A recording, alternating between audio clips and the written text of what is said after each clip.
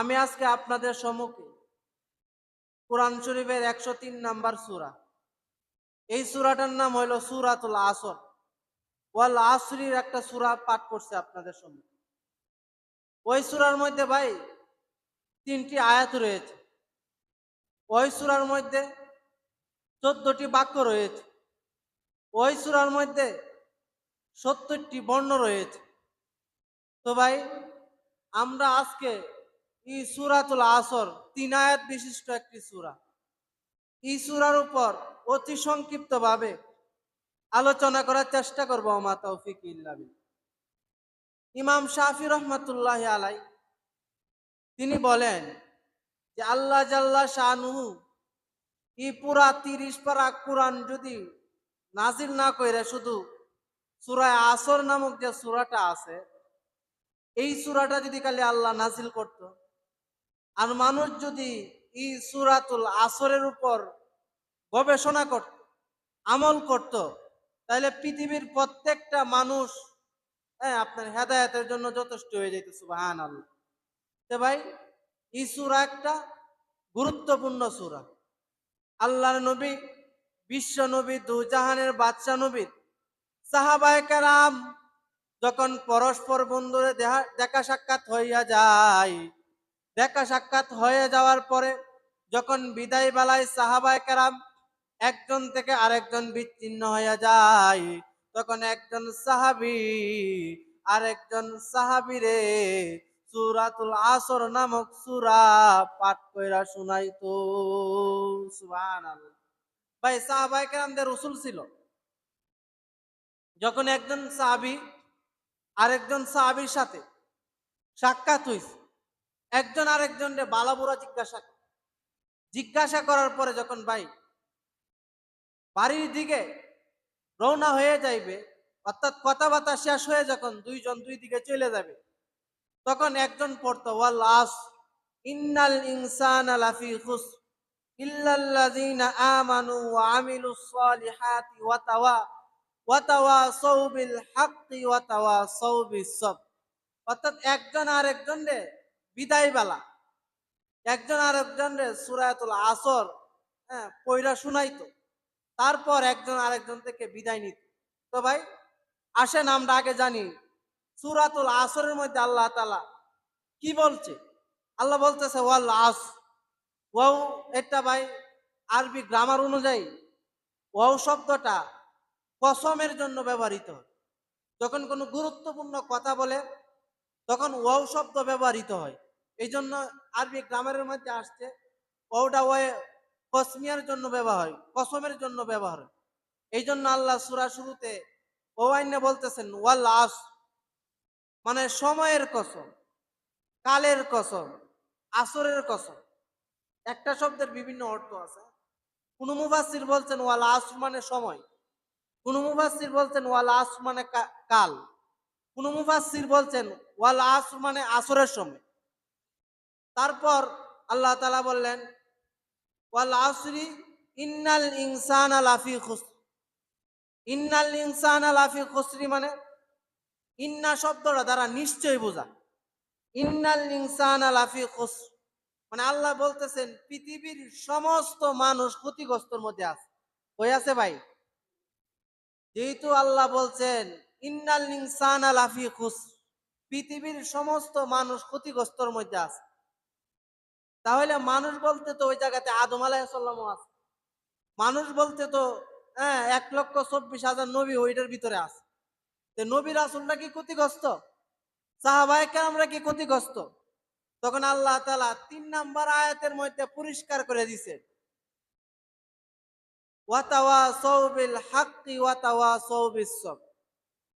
যারা ঈমান আনছে এবং আমল করছে এবং সবরের ক্ষেত্রে ধৈর্য ধারণ করছে, তারা ব্যতীত। কারা ব্যতীত ভাই?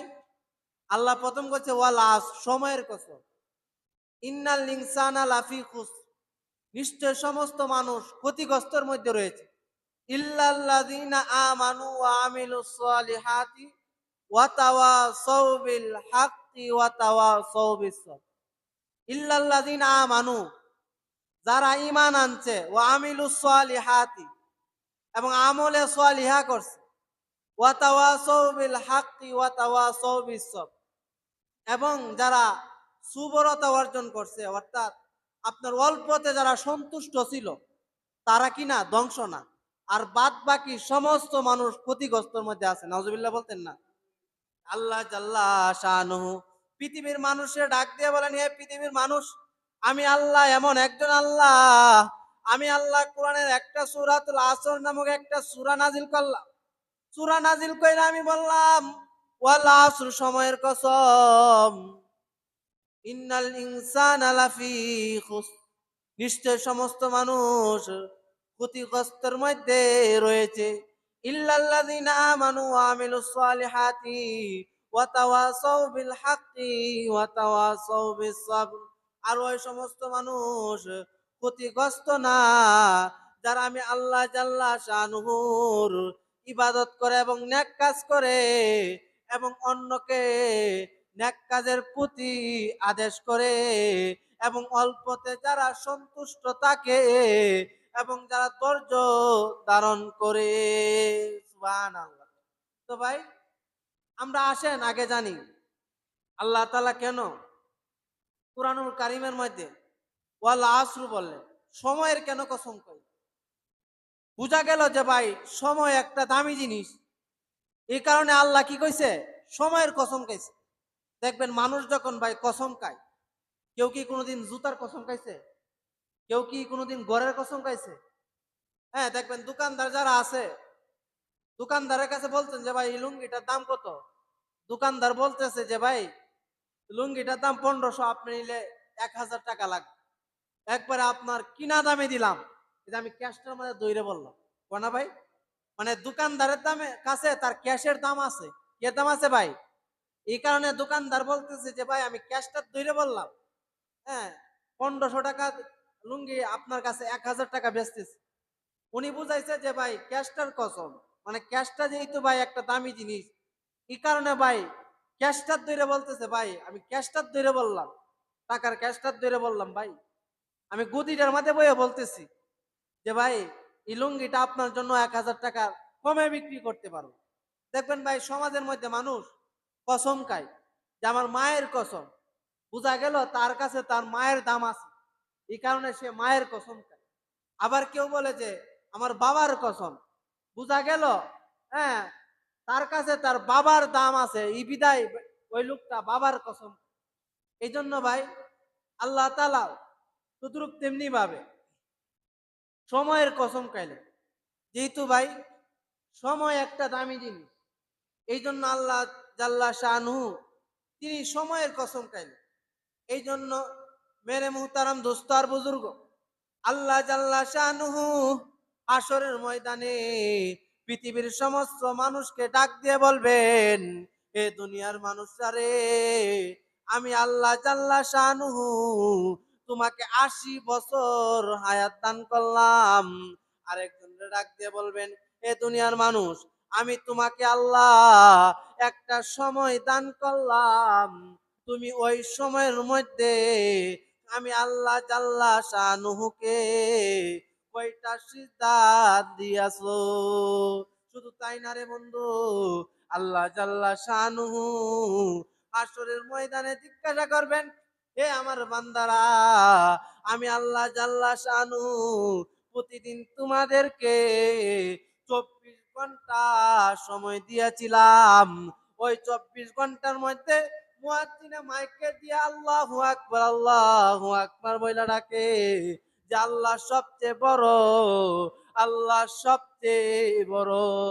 তুমি ওই 24 ঘন্টার মধ্যে আমি আল্লাহকে তুমি কয় ঘন্টা মান্দা তুমি দিয়েছিলা, আগে হিসাব দাও, তারপর জান্নাতে যাও। এই জন্য বন্ধু আমার আপনার প্রয়োজন, আল্লাহ জাল্লা শানুহু আসরের ময়দানে জিজ্ঞাসা করবে, আমি আল্লাহ আসরের সময় মাইক দিয়ে ডাকলাম, এ আমার বান্দা কেন তুই নামাজের মধ্যে আসলে না?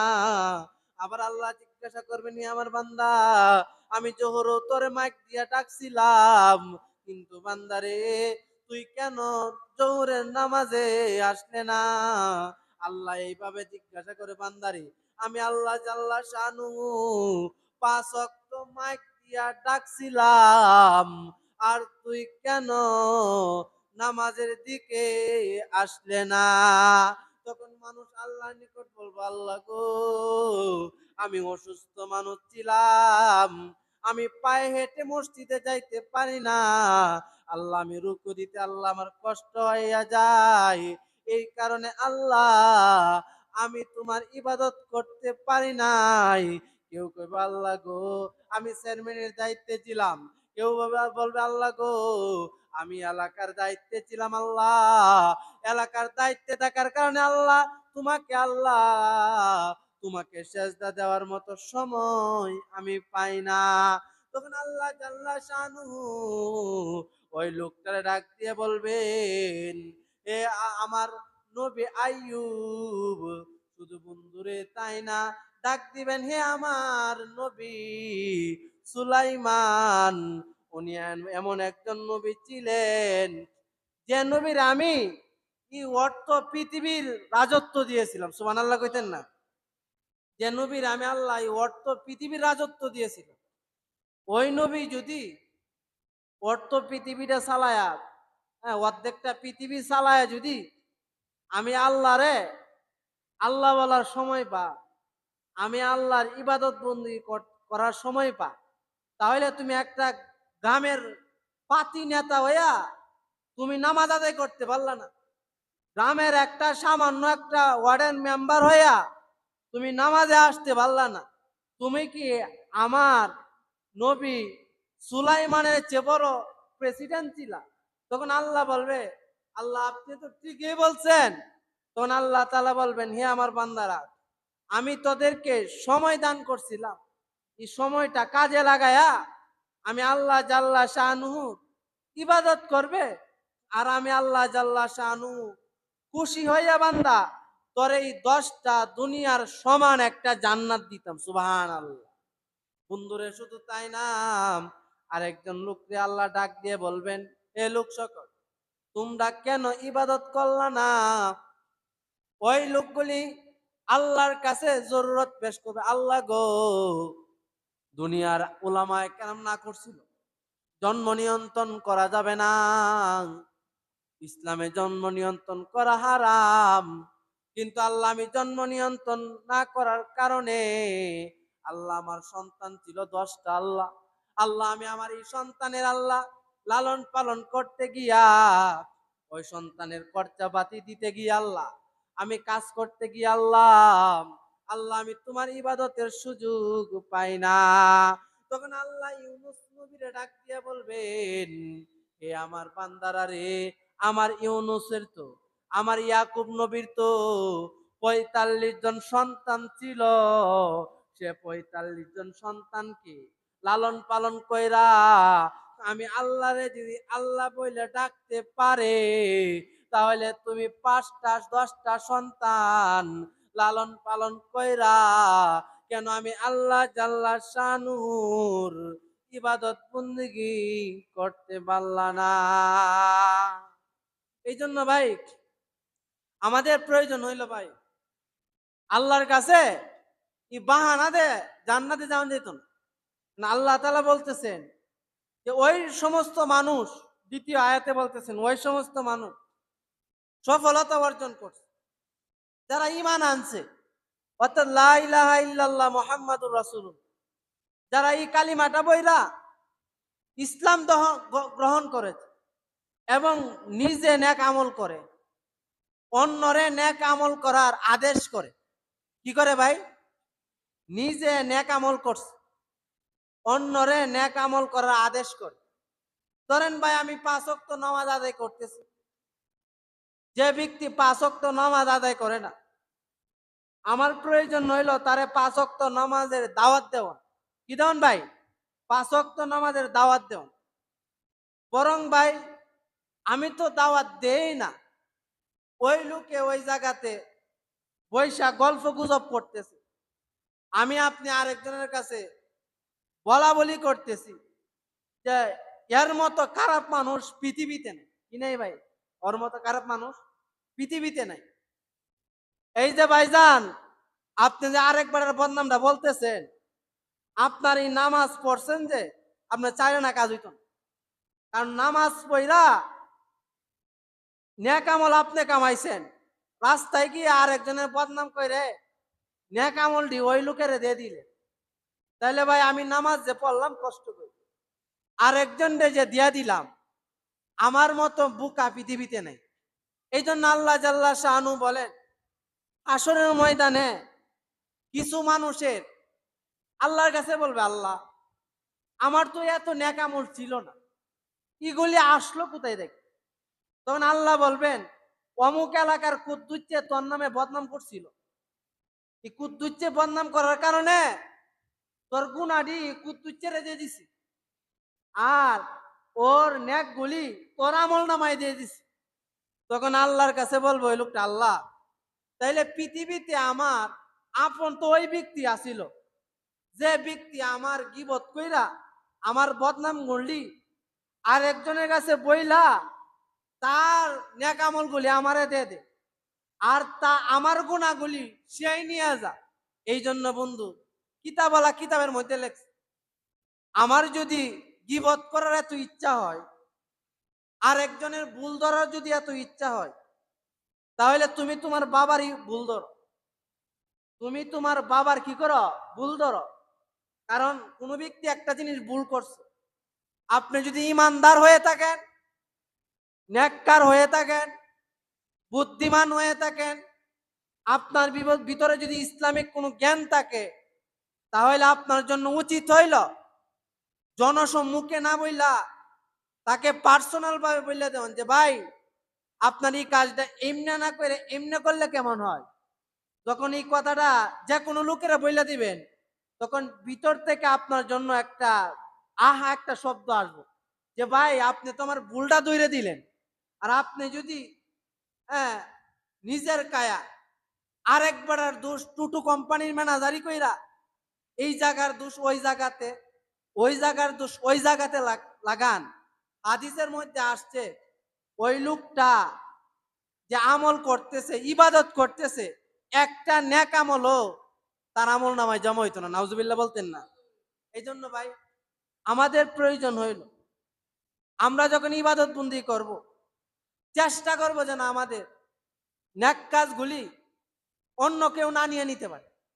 এই জন্য ভাই আমাদের সমাজে একটা সিস্টেম আছে, মানে অন্যের দোষের লাগি উৎপাইতে থাকে।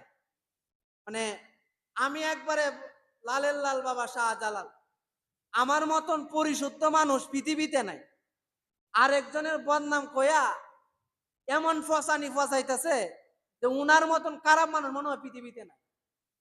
আর যারা বিচার করে, আপনি যখন সমাজে বিচার করবেন, যখন কোন সমাজের নেতৃত্ব দিবেন, তখন আপনার জন্য প্রয়োজন হইল আপনি দুনো পক্ষের কথা শুনলে। কারণ সমাজে এমন কিছু মানুষ আছে, তিল দ্বারা তাল বানাইব, আবার তাল দ্বারা তিল বানাইব। এই জন্য যখন সমাজে বিচার হয়, তখন আমাদের জন্য প্রয়োজন হইল উভয় পক্ষের কথা শুন, ও কি কথা বলতেছে আর ওই লোকটা কি কথা বলতেছে। যখন উভয় পক্ষের কথা সমন্বয় কইরা যখন আমি বিচার করব, তখন সত্য মিথ্যাটা কি হয়ে যাবে ভাই, যাচাই হয়ে যাবে। এই জন্য বন্ধু, আল্লাহ জাল্লা শানুহু কোরআনের মধ্যে সময়ের কসম খায়, আর আল্লাহ বলেন, হে আমার দুনিয়ার লোকেরা রে, আমি আল্লাহ সময়ের কসম খাইলাম। কারণ সময় এমন একটা জিনিস, কোন ব্যক্তি ওই সময়কে যদি কাজে লাগায়, ওই সময়কে কাজে লাগানোর কারণে ওই লোকটা জাহান্নামের যদি আসামি থাকে, সময়কে কাজে লাগানোর কারণে ওই লোকটা জাহান্নামের কাতা থেকে নাম কাইটা জান্নাতি লোকে পরিণত হইয়া যায়। সুবহানাল্লাহ। এই জন্য বন্ধু, আল্লাহর নবী, বিশ্ব নবী, দু জাহানের বাদশা নবী গোটা পৃথিবীর মানুষকে এই কথাগুলি বুঝায় যে হে আমার উম্মতেরা রে, নিজের সময়কে কাজে লাগাও এবং অন্যকে সময়ের মধ্যে কাজে লাগানোর জন্য আদেশ করো। এই জন্য ভাই হাসরের ময়দানে আল্লাহ জিজ্ঞাসা করবে যে আমি তোমারে যে 24টা ঘন্টা সময় দিলাম, তুমি 24টা ঘন্টার সময় কি করছো? হ্যাঁ, 24টা ঘন্টা সময় তুমি কি করছো? ভাই আমি মুসলমানের সন্তান, মুসলমানের ঘরে জন্মগ্রহণ করছি। আমি যদি ভাই কোরআনটা না পড়তে পারি, তা আমার মতন কপাল পোড়া পৃথিবীতে নেই। কারণ আল্লাহ এমন একটা কিতাব দিছেন যে কিতাবটা পৃথিবীর কোন নবীরা দিছেন। ভাই একটা মানুষ যদি প্রতিদিন 24টা ঘন্টার মধ্যে যদি আধা ঘন্টা প্রতিদিন মেহনত করে, আধা ঘন্টা যদি প্রতিদিন মেহনত করে, ওই লোকটা কোরআনটা শিখতে সর্বোচ্চ 2 মাস সময় লাগবে।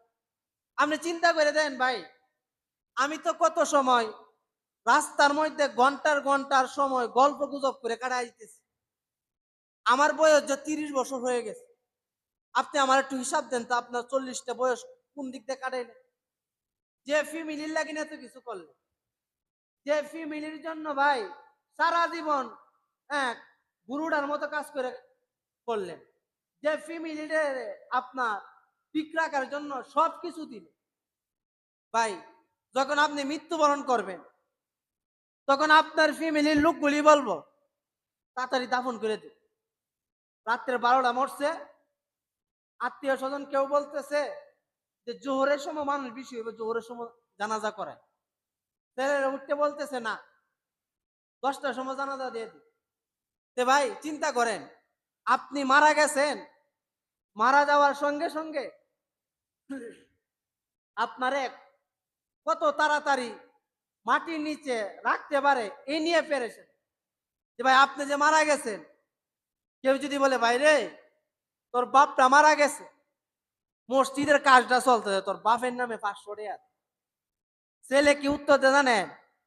ভাই এখন আমার কাছে টাকা টুকা নাই। কি নাই ভাই? টাকা টুকা নাই। আপনি যে সম্পদ কামাই করছেন, সম্পদটা কার জন্য রাখছেন? আপনি মারা গেছেন, আপনার নামে ভূতের কাছে যাইতে তোর বাপের নামে, তোর বাপ তো লক্ষ লক্ষ টাকা রাখতে গেছে, তোর বাপের নামে মসজিদে 50টা দেয়। আপনার ছেলে এমন কাজটার কাজটা, আপনার ছেলে এমন ফকিন্নির ফকিন্নি, আপনার ছেলের কাছ থেকে একটা 500 টাকা নোট বাইর হইত। সম্পদটা কামাইছেন আপনি, কবরের জবাব কিন্তু আপনার দেওয়া লাগবে। আর সম্পদ আপনার ছেলে কামাইছে না, সম্পদ কামাইছেন আপনি। হাসরের ময়দানে আল্লাহ জিজ্ঞাসা করো, এ আমার বান্দা, তুই অর্ধ কোটি টাকার সম্পদ কামাইছ, ঘর বানাইলে বিল্ডিং কইরা, হিসাব দে প্রত্যেকটা টাকা কিভাবে কামাইছ। যদি হালাল ভাবে আপনি টাকা কামায় থাকেন তাহলে মুক্তি পাইবেন, আর যদি নয় চয় কইরা টাকা কামায় থাকেন আল্লাহর নিকট হিসাব দিয়া তারপর জান্নাতে যাওয়া লাগে। এই জন্য ভাই আমাদের প্রয়োজন হইল সময়কে কাজে লাগা। আমি আপনি যদি ভাই সময়কে কাজে লাগাই, তাহলে দুনিয়াও সুন্দর হবে, আখেরাতেও সুন্দর হবে। কারণ কি জানেন ভাই, একজন রিস্কাওয়ালা সকাল 10টায় বাইর হয়, আবার রাত্র 9টায় আসে। আর একজন রিস্কাওয়ালাও সকাল 10টায় বাইর হয়, আবার রাত্রে 9টায় আসে। তো ভাই একজন রিস্কাওয়ালা 5 ওয়াক্ত নামাজ আদায় করে, তো এই লোকটা যেহেতু 5 ওয়াক্ত নামাজ আদায় করে, 5 ওয়াক্ত নামাজ আদায় করলে কিছু সময় এদিক সেদিক হয় না, কারণ 5 ওয়াক্ত নামাজ আদায় করতে 1.5 ঘন্টা সময় যায়। তো ভাই নামাজি রিস্কাওয়ালা কামা হইলো 700 টাকা, আর বেনামাজি রিস্কাওয়ালা কামা হইলো 1000 টাকা। বেনামাজি রিস্কাওয়ালা নামাজি রিস্কাওয়ালা ডাক দিয়ে বলতেছেন, যা তুই আরো নামাজ পড়কে, যা নামাজ পড়কা বেশি বেশি করে যা পড়কা। কি হয়েছে? আমি কামাই 1000, তুই কামাস 700, মাস শেষে 9000 টাকা ডিফারেন্স। তখন নামাজি রিস্কাওয়ালা কইতেছে, তুই হইলো পৃথিবীর মধ্যে সবচেয়ে বোকা। ও কেমনে? আমি 700 টাকা কামাইলাম, দুনিয়া কামাইলাম, 5 ওয়াক্ত নামাজও কামাইলাম, 300 কম কামাইলাম, কিন্তু বোকা আমি 700 কামাইলাম, এটা দুনিয়া কামাইলাম, 5 ওয়াক্ত নামাজ আদায় করলাম, আমি আখেরাতেও কামাইলাম। সুবহানাল্লাহ কইতেন না? তো ওই লোকটার ভিতরে কিছু হুশ আইছে না, নামাজি অটোওয়ালা 300 কম কামাইলেও সে দুনিয়াও কামাইতেছে, আখেরাতেও কামাইতেছে। আমি তার চেয়ে 300 টাকা বেশি কামাই, কিন্তু আমি তো শুধু দুনিয়া কামাইতেছি, আখেরাত তো আমি কামাইতে পারতেছি না। তখন ওই বেনামাজি রিস্কাওয়ালা কইতেছে, ভাই রে, তুই নামাজ পড়ে যেহেতু 300 কম কামাস, 2 ঘন্টা সময় রেট হয়, কাজে আমিও আজকে থেকে নিয়ত করলাম, আমিও 700 কামাবো, বরং প্রয়োজনে আরো কম কামাবো, 5 ওয়াক্ত নামাজ ঠিক রাখবো। সুবহানাল্লাহ বলতেন না? তাইলে ভাই, আমার আপনার প্রয়োজন হইল নিজে ইবাদত বন্দি করা এবং অন্যকে ইবাদতে দাওয়াত দেওয়া। কারণ ভাই, এই যে সূরাতুল আসর আল্লাহ নাজিল করছে, মনে করছেন আল্লাহ কি এমনি নাজিল করছে? আমি আপনি কোনোদিন কোরআন শরীফের একটা পৃষ্ঠা উল্টায়া বাংলা পড়তে পারে না বাংলাদেশে, এমন মানুষ শতকরা খুব কম আছে। আমি দুনিয়ার সব রাজনীতির আলাপ জানি, আমি দুনিয়ার সব কিছু জানি। আরেকজনের ভুল ধরার জন্য আমি উস্তাদ। আরেকজনের ভুল ধরানোর জন্য যদি পরীক্ষা দেওয়া হয়, নাম্বার 1 হয়ে যাইব। আমি টুটু কোম্পানির ম্যানেজার হয়ে গেছি। আমি কেন এখনো একটা সূরা পড়তে পারি না? আমি কেন এতটুকু সময় পাই না যে সূরা আসরটা একটু পড়ে দিয়ে আল্লাহ কি কইছে? আমি এতটুকু সময় কেন পাই না যে আমার সূরা ফাতিহাটা সহি কিনা ইমাম সাহেবরে দেখাই? আমি এতটুকু সময় পাই না যে হুজুর আমার তাশাহুদটা পড়ে? এইগুলি ইমাম সাহেবরে শোনাইতো না। ইমাম সাহেব, হুজুর এইটাই বা কেন, সেইটাই বা কেন, কি ভুল ধরার জন্য উৎপাইতে থাকে। এই জন্য আমাদের প্রয়োজন হইলো কি জানেন? দুনিয়া কামানো, পাশাপাশি আখেরাতে কামানো।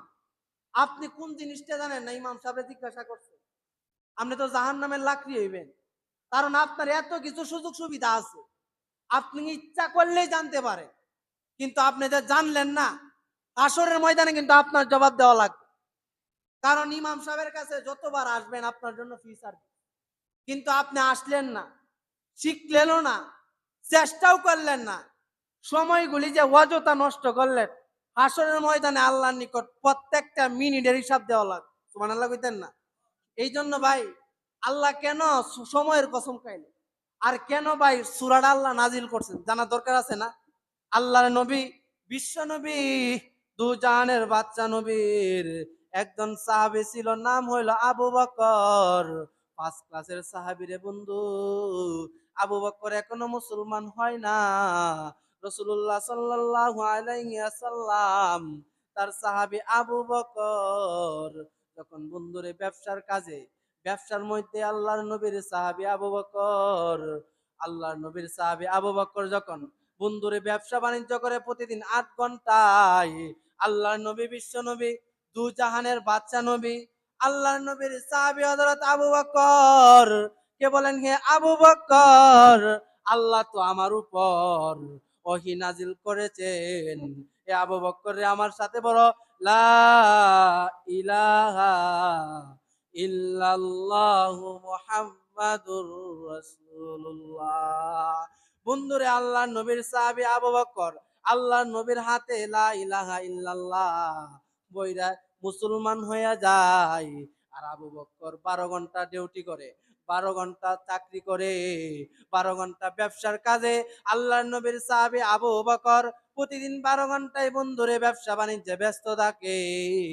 যখন আবু বকর বন্ধুরে কালিমা পয়রা, ইল্লাল্লাহ পয়রা বন্ধুরে যখন ইসলাম ধর্ম গ্রহণ করেন, আল্লাহর নবী, বিশ্ব নবী, দু জাহানের বাদশা নবী আবু বকরে ডাক দিয়ে বলেন, হে আবু বকর, তোমার তো 12 ঘন্টা ডিউটি করো, ওই 12 ঘন্টা ডিউটির মধ্যে 3 ঘন্টা ইল্লাল্লাহ দাওয়াত দেওয়ার জন্য রে আবু বকর তোমাকে সময় দিতে হবে।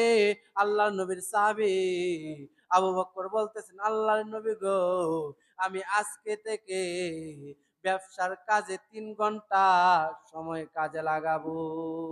সুবহানাল্লাহ। বন্ধুরে, আল্লাহর নবীর সাহাবী আবু বকর যখন দিনের দাওয়াত দিতে লাগলেন, যখন বন্ধুরে তার ভিতরে দিনের আরো আগ্রহ বেড়ে যায়, আল্লাহর নবীর সাহাবী আবু বকর প্রতিদিন 12 ঘন্টা আল্লাহ জাল্লা শানুর ইবাদত বন্দেগী করে। বন্ধুরে, ইবাদত বন্দেগী করার কারণে আবু বকরের ব্যবসার পুঁজি কমে যায়।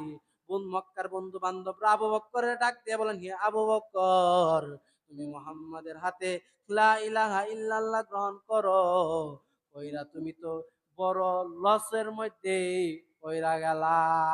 আল্লাহ নবীর সাহাবী আবু বকর জিজ্ঞাসা করলেন, হে আমার ভাইয়ারা রে, আমি কি ব্যবসার মধ্যে লস পইরা গেলাম? বলতেছে, আপনি তো আগে 12 ঘন্টা ডিউটি করতেন, 12 ঘন্টা ডিউটি কইরা আপনি তো অনেক টাকা উপার্জন করতেন, আর এখন তো হে আবু বকর আপনি তো 6 ঘন্টা ডিউটি করেন, 6 ঘন্টা কম ডিউটি করেন।